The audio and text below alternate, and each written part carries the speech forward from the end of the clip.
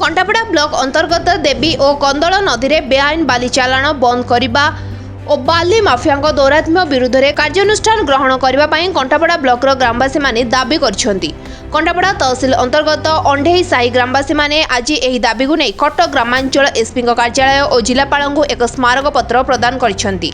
उक्त स्मारक पत्र में अभियोग होइछि जे कटक जिलापाल गत जून मास 22 तारिख दिन बालीघाटू बाली उठाण उपर निषेधाज्ञा जारी करिसेंती। तथापि देवी नदीर दक्षिण पार्श्व अंचल में किछि बाली माफिया चोरारे बाली चालाण करुछंती।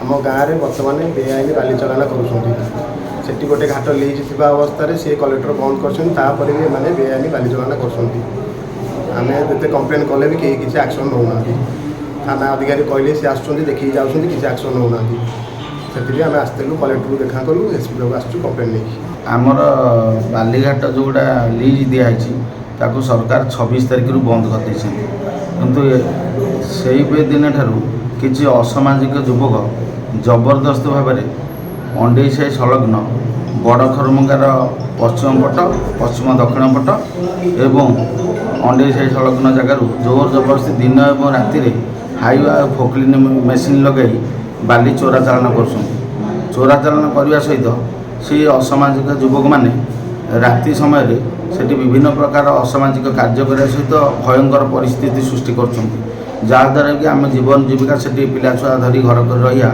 उचित मन करना जो रास्तार बाली उठाण कर चोरा बाली संपूर्ण चोरा बाली किसी लीज घाट से नुहे सेटा हूँ सिंगल नईबंध रास्ता जो थे गोटे हाइवा गाड़ी गले आ गोटे मोटरसाइकेल गाड़ी पास करिया भी कष्टकर बेपार से अवस्था गाड़ी चलैक उठाऊँच एवं से गड़ा करने बर्तमान बन्या समय वर्षा जल आसो से जो उठाऊँ से 200 मीटर दूर में 2008 मसीह घाई सृष्टि होता घाई होता लोकर घर द्वार बासी होता।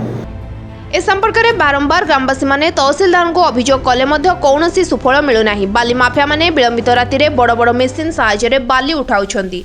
प्रतिदिन टन टन बाली उठुची। गोटे पटरे सरकार बाली उठाण उपरे निषेधाज्ञा जारी करथिबा बेले अन्य पटे चोरा बाली व्यवसायी माने निषेधाज्ञा को खातिर न करी बेआईन भाव में बाली उठाउछंती। तेणु एमानक विरुद्ध में दृढ़ कार्यानुष्ठान ग्रहण कराजिबा पई ग्रामवासी माने दाबी करिसेंती। ग्रामवासी माने ग्रामांचल एसपी माध्यम राज्य पुलिस महानिर्देशक उद्देश्य स्मारक पत्र प्रदान करिसेंती।